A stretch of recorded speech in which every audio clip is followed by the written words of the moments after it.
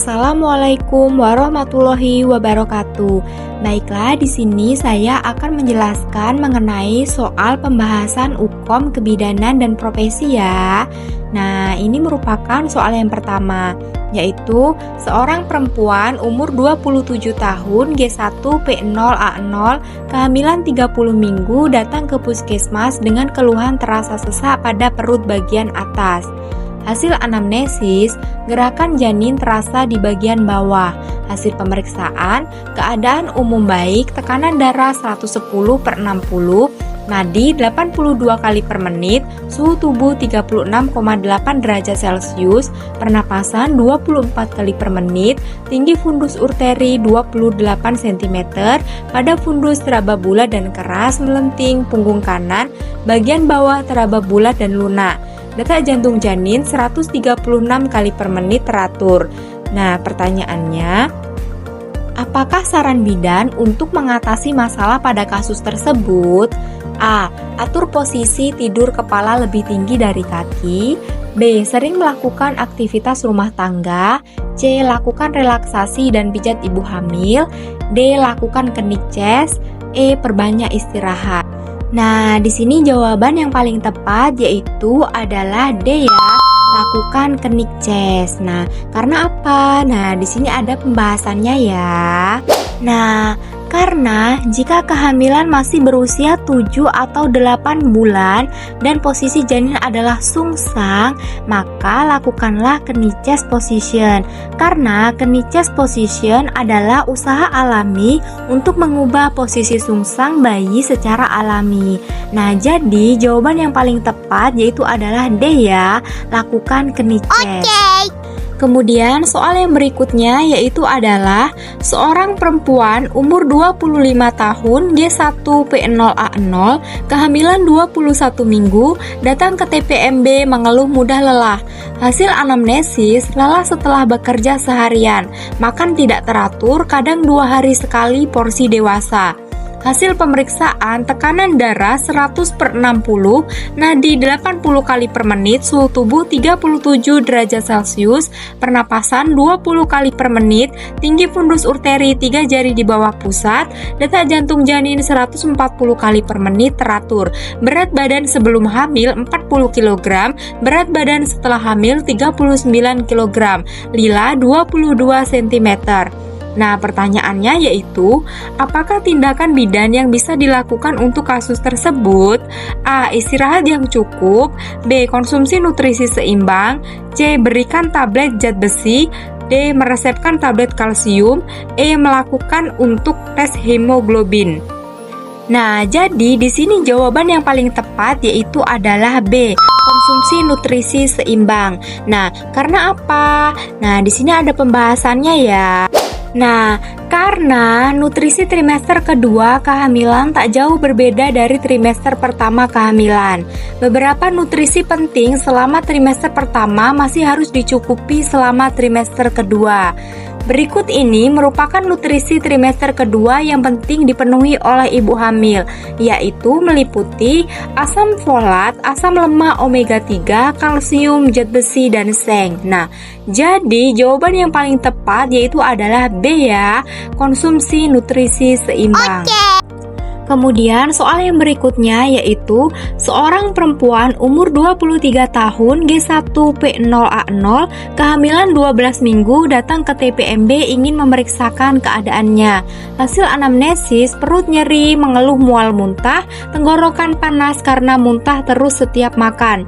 Hasil pemeriksaan, tekanan darah 110/60, nadi 80 kali per menit, suhu tubuh 37 derajat Celcius, pernapasan 20 kali per menit, turgor kulit baik, lidah bersih.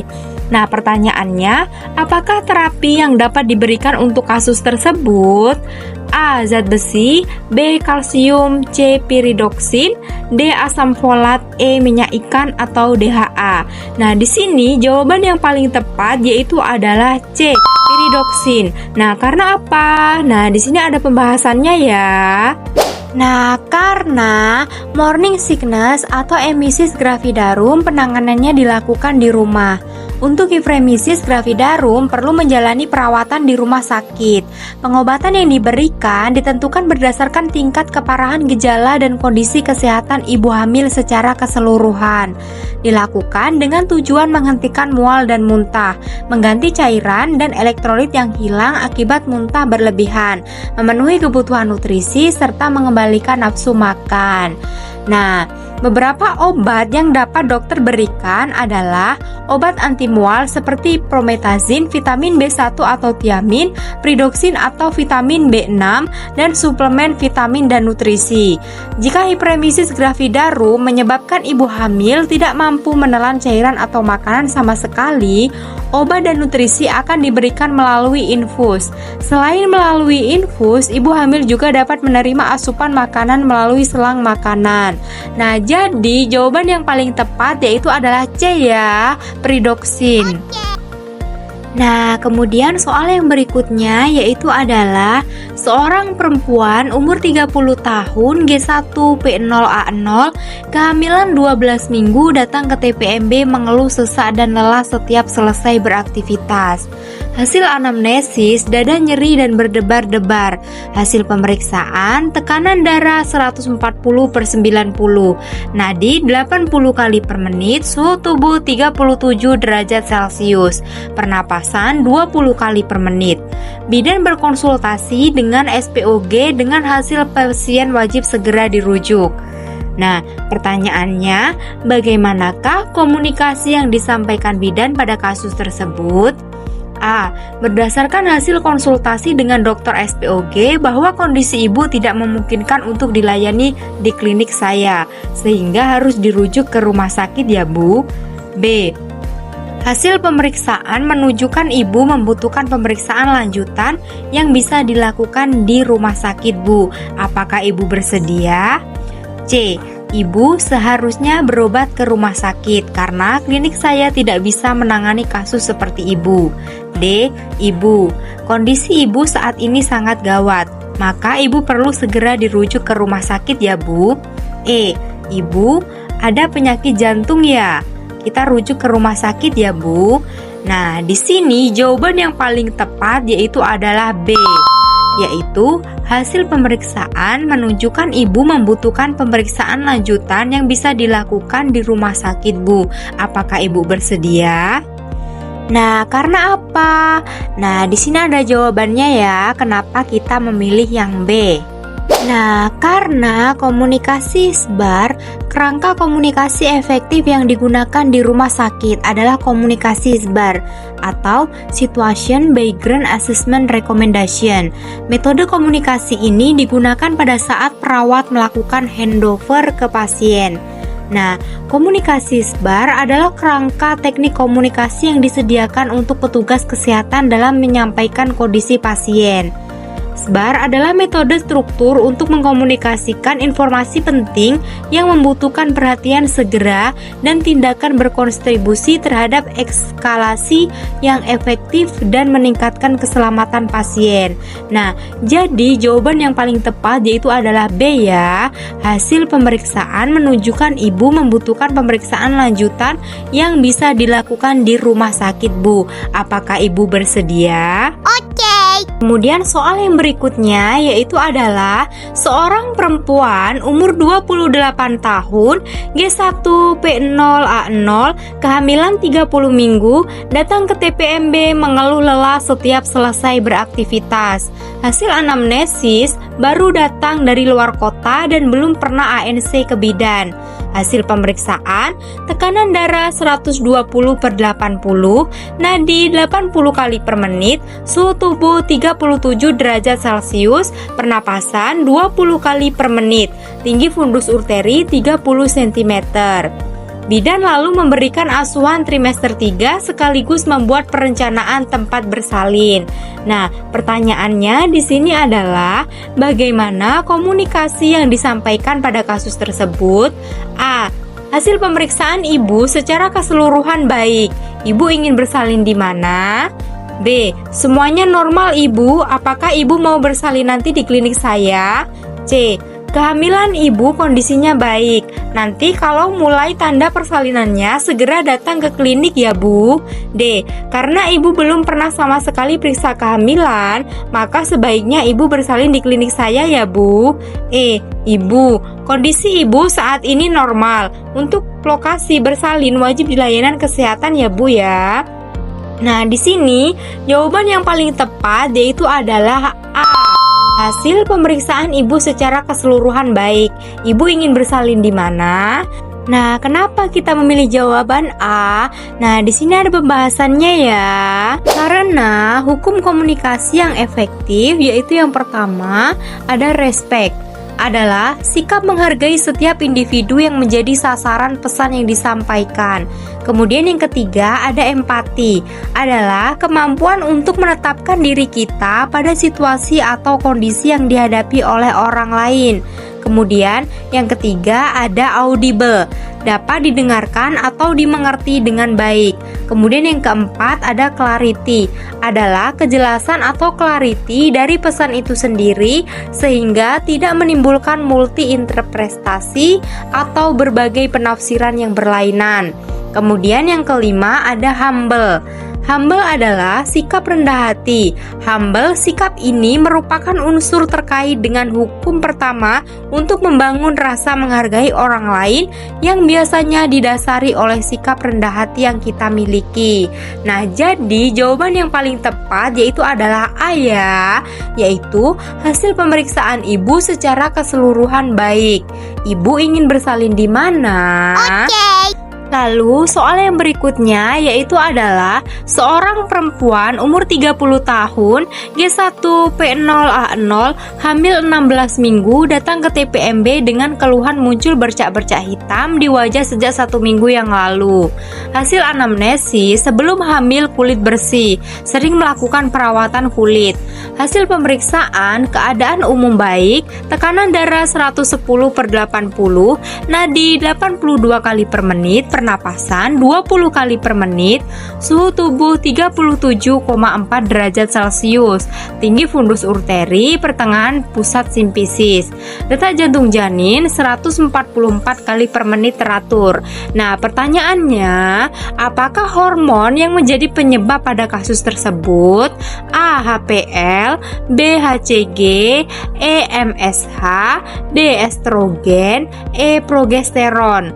Nah, di sini jawaban yang paling tepat yaitu adalah C ya, MSH. Nah, karena apa? Nah, di sini ada pembahasannya ya. Nah, karena guna MSH untuk merangsang kulit menghasilkan pigmen atau menghitamnya di bagian tertentu. Fungsi utama MSH adalah merangsang produksi melanin, pigmen yang memberikan warna pada kulit, rambut, dan mata. Proses ini dikenal sebagai melanogenesis. Melanin bertanggung jawab untuk memberikan pigmen coklat atau hitam pada kulit dan rambut, serta warna pada iris mata.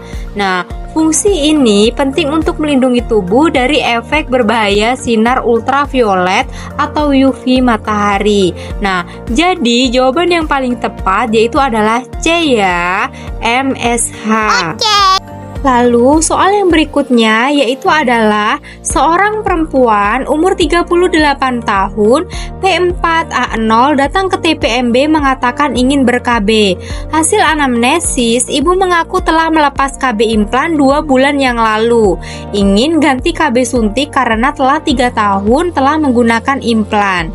Ibu mengatakan telah berhubungan seks dengan suami, tetapi ibu tidak mau punya anak lagi. Hasil pemeriksaan, tekanan darah 120/80, nadi 80 kali per menit, suhu tubuh 36,5 derajat Celcius, pernapasan 20 kali per menit, HCG urin positif. Nah, pertanyaannya yaitu, apakah konseling yang dapat dilakukan sesuai kasus tersebut? A. Memberikan konseling tentang metode KB implan. B. Memberikan konseling tentang abortus terapeutik. C. Menyuntikkan suntik KB sesuai dengan keinginan pasien. D. Memberikan konseling tentang penerimaan kehamilan. E. Menjelaskan tentang keuntungan dan kemungkinan efek samping KB. Nah, di sini jawaban yang paling tepat yaitu adalah D ya, memberikan konseling tentang penerimaan kehamilan. Nah, karena apa? Nah, di sini ada pembahasannya ya. Karena tinjauan Undang-Undang Nomor 39 Tahun 1999 tentang HAM, hak hidup janin adalah tertuang dalam pasal 53 adalah janin sejak dalam kandungan berhak hidup, mempertahankan hidup dan meningkatkan taraf kehidupannya dan berhak mendapat status kewarganegaraan ketika dilahirkan. Nah, jadi jawaban yang paling tepat yaitu adalah D ya, memberikan konseling tentang penerimaan kehamilan. Nah, kemudian soal yang terakhir yaitu adalah seorang perempuan umur 22 tahun, G2P1A0, kehamilan 24 minggu, datang pertama kali ke TPMB untuk memeriksakan kehamilannya. Hasil anamnesis tidak ada keluhan. Hasil pemeriksaan fisik, tinggi fundus urteri setinggi pusat, teraba balotemen, detak jantung janin 136 kali per menit teratur. Hasil pemeriksaan kadar hemoglobin darah 11 gram per desiliter. Pada saat bidan memberikan konseling, ibu baru mengatakan kalau dia seorang ODHA. Ibu terkesan menutupi pada saat awal pemeriksaan. Nah, pertanyaannya di sini adalah, manakah asas etik medis yang dilanggar oleh pasien? A. Truth, B. Justice, C. Veracity, D. Autonomy, E. Beneficiency. Nah, di sini jawaban yang paling tepat yaitu adalah truth ya. Nah, karena apa? Nah, di sini ada pembahasannya ya. Karena di sini yang pertama ada justice, yaitu asas keadilan lahir dan hak asasi manusia, setiap orang berhak mendapatkan pelayanan kesehatan yang adil. Kemudian yang kedua ada autonomi, yaitu hak pasien untuk mengambil keputusan dan menentukan sendiri tentang kehidupan dan kesehatannya.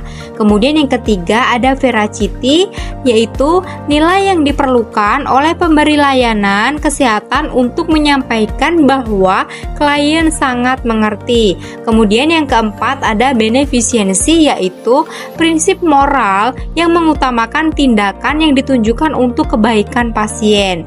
Dan yang kelima ada truth, yaitu hak pasien untuk memberikan informasi tentang dirinya yang sebenar-benarnya. Nah, jadi jawaban yang paling tepat yaitu adalah A ya, truth.